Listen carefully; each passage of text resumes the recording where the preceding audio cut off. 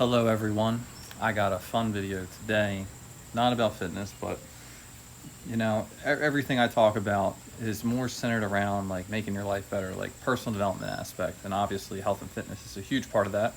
But so is investing in money and financial independence, reaching that point. So one thing I have a lot of knowledge on is Bitcoin, and I would first say, because people on here tend to get banned when they talk about Bitcoin, is that I'm not a financial advisor. But I am someone who's invested in it for a very long time and has put in a lot of time and effort learning this. So I'm just sharing my thoughts on it. So decisions you make are entirely your own, but I feel like I have a good perspective to offer on this. And then secondly, if up to this point that you have heard about Bitcoin and didn't understand it, I think you deserve a pass because it's a pretty radical idea, one that people are not very familiar with. But after watching this, your pass is gone. It's time. It's time to learn about this for yourself and for the future. So I'm going to try and explain this in the easiest way to understand, but there needs to be a little bit of a background of understanding what Bitcoin is, and it's money. But what is even money? Like, what is the purpose of it? Why does it exist? So before money existed, imagine like fucking caveman times or shit like that. How did one person trade with another person? How did they offer something to get something in return? And the way that it used to be done is this process called bartering. So I'm a personal trainer, and let's say you give haircuts, and there's kind of an inequity that exists there because you want to get trained 4 times a day, and I want to get a haircut once every 4 weeks. So every time I train you, you give me a haircut, So after a month, I've trained you 20 times, and you've only given me 1 haircut. I still have 20 haircuts left in the bank. That kind of sucks. That's not an efficient way to do business. Imagine I want to get 5 apples from someone, a farmer. Do I train them for 5 minutes?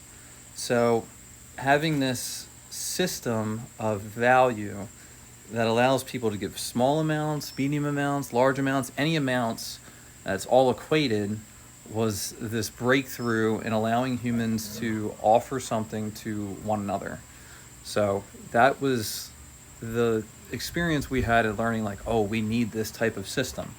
So the first system that existed was like fucking seashells from people who lived near the beach and lived near the coast, trading for like minerals, Murray, rocks essentially, to people in the mountains. Why the fuck would they choose those things? Because good money is scarce. So for example, an easy way to think about it is water is really cheap, like if you buy bottled water, because it's plentiful. And diamonds are super expensive because they're very rare. However, when it comes down to it, if you ask humans which one's way more essential, water is way more important than fucking shiny rock. But it has different values because the amount of them are different. So seashells were rare, they were scarce, and rocks were rare, they were scarce to each other. So that's how they offered things to one another. And so when you look up like archaeological digs, you see seashells that exist in the mountains and then rocks that come from the mountains along the coastline, which is really, really cool and really interesting. Then all of a sudden humans found gold. They're like, ooh, nice shiny rock, a gold shiny rock that's very scarce, that exists all over. And so all of a sudden gold, well, it is a rock, became the new money that everyone has always really wanted for a while. And then we kind of came up with the idea that, well, there's some problems with this. It's really hard for gold to be broken down into smaller pieces. It's really hard to send across long distances. It's very hard to send large amounts of it. So while it was the best thing we had, it had its downsides, let's say. It had its limitations. So we came up with paper money. And paper money was supposed to represent a certain amount of gold, and it did for a long time. I think it was up until like the 1930s. Then all of a sudden, we were using paper money and giving it to each other. It was easy to send the exact amount we wanted to send to someone. You could send near infinite amounts, and it was very easy. And it remained scarce, so the supply of paper money kind of always stayed in check. Then governments confiscated gold. They needed it because they needed to fund themselves for war.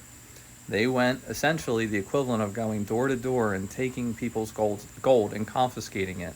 And they did that because that was the way for them to be able to convince people to go and do shit, to produce bombs, to produce missiles, to produce tanks, which is, unfortunate. Then in 1971, eventually at some point, people got gold back, and it was no longer confiscated, and people could own gold if they wanted to.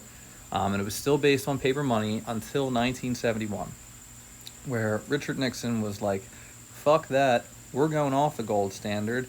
We can now create as much money as we want, and people will still value it, which is true. The usefulness of paper money, it being easy to send and receive and do business with, that makes it superior to gold, was really still worth it, even though the gold supply, the amount of gold that we find all over the world, increased to like 2% per year. That's how much the money supply used to increase. But now, in 1971, when Richard Nixon signed that, the money supply is no longer tied to that. So if someone in the government was just like, hey, we need to print $10 billion to fund ourselves in another war, they could. And that's what they did. And so now there is no longer any tie to reality of paper money to some physical thing. That is how money has existed since 1971. It's been 53 years of this shit. And in those 53 years, there's been a significant amount of inflation around really more the third world countries that are squeezed, that their governments are more corrupt, that they think they can solve every problem by creating more money. A great analogy I heard is that if more money solved everyone's problems, then more PhDs would also solve all the, informational and knowledge issues that exist in the world. Just because you can create more PhDs, out of thin air and just hand them to everyone does not mean that we're all more intelligent or more capable. Just in the same way that if you create money out of thin air and just give it to everyone, that there's more equity that exists inside the world and that people are capable of having more things, it's still tied to this like thermodynamic reality of like there's only so much things that exist. So everyone has heard about inflation the last few years. Amount in 2022, that it was nearly 10% based on CPI. The actual inflation rate was probably closer to like 15 or 16%. So there's no longer this tie anymore to reality. And now Bitcoin comes along, and Bitcoin has these properties of paper money in that you can send any amount that you want, and it also has the ability to be sent instantaneous anywhere for nearly for free, kind of how money kind of exists today. However, you can't create more of it. So the monetary policy for the United States with paper money and creating more money is they can just create more infinitely, and that is exactly what they do. Janet Yellen had an interview back when the Israel-Hamas conflict started, and we're involved with Ukraine and Russia. We're supplying weapons and things for Ukraine to defend itself. And Janet Yellen was asked by an interviewer, can the United States afford another war? And her response was, yes, we can afford a second war. We have the money to be able to do that, and the economy and everything still work. To me, this set off alarm bells in my head, because just think about it. They will print money for every fucking possible problem. And when they print and create more money, the second order effect of that is the money that everyone else possesses becomes less and less valuable. Inflation becomes higher. The money that you use to save becomes worthless. Under a gold standard, and gold's just a fucking shiny rock, but this is impossible. So it maintains its value better through time. So if you ever pay attention to like the gold price, you'll hear that it's the highest it's ever been. So Bitcoin is this marriage of this like gold monetary policy and the ability for it to be sent and received anywhere, just like, you know, paper money kind of exists. It's this tie of both. So the monetary policy of the government is they can create as much money as they want. The monetary policy of Bitcoin is no one ever can create more of it. No one can ever debase it. So if one's going up infinitely, it means the other one will gain in value infinitely. And that is going to be the experience of Bitcoin. So what is Bitcoin? It's money. And through our history, we've had a bunch of different monies. And we evolve from one money to the next based on the properties that it has. And these properties are, is it scarce? Is it easy to send? Is it easy to receive? Is it easy to break down? Does it inflate away, or is it able to maintain its value? So, my opinion, these properties are pretty objective. Like, Bitcoin is more scarce than dollars. That's not an opinion. Bitcoin is more divisible than dollars. That's not an opinion. Bitcoin is more scarce than gold. That is not an opinion. So if you take all these properties that we care about in terms of what good money is and money that is valuable, Bitcoin shits on dollars, it shits on gold, it shits on every single money that has ever existed. Now here's the part, to me, that should be mind-blowing. All the gold in the world right now is worth about $18 trillion.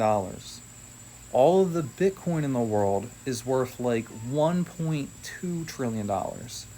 So if you are listening to this and you believe me, what I'm saying, then you're saying Bitcoin will eventually be worth as much as gold is. And so 18 trillion divided by 1.2 trillion is 15 times more. Bitcoin could be worth at least 15 times more. If it's at 15 times more, that just means it's tied with gold. So to me, that is an amazing thing to think about, is that, so the price of one Bitcoin right now is about 60,000. So 60,000 times 15 is $900,000 per Bitcoin. That is where I think this is going. This is a life-changing opportunity from my perspective. If you leave your money in dollars, over the last 4 years, Axios put out an article saying that the real inflation rate accumulated over the last 4 years is about like 25%. So that means if you had $100,000 in your bank account, it's the equivalent of purchasing power of $75,000. Now, you lost $25,000 doing nothing, just leaving it in dollars. Now, if Bitcoin becomes worth 15 times more, that $100,000 is now $1.5 million. So, I have been, for a very long time, putting 10% of my money that I earn into Bitcoin. I'm going to up that number pretty significantly. However, a decent strategy for someone who's brand new to this, is thinking about this, that is like, wow, this makes a lot of sense, I should learn about this, is consider putting, instead of saving 100% of your money in dollars, maybe you save 5% of it in Bitcoin and 95% in dollars. And then once you get more comfortable, maybe that number changes to 10%. Maybe that number changes to 20%. Maybe if you get really comfortable with this and you understand this and you feel very strongly that these are the properties of good money versus the properties of bad money, that you may want to save more than that, 50%, 70%. Any number is fine, it's whatever you're comfortable with. But I've spent a lot of time on this journey and have done this, and it has been an absolutely fantastic decision, the best decision I've ever made financially, easily. And it's not going away. That's all I can say. You hear it's now a presidential issue that the three candidates, at the time, Robert F. Kennedy, Kamala Harris, and Donald Trump, have all discussed different policies surrounding crypto about being more friendly.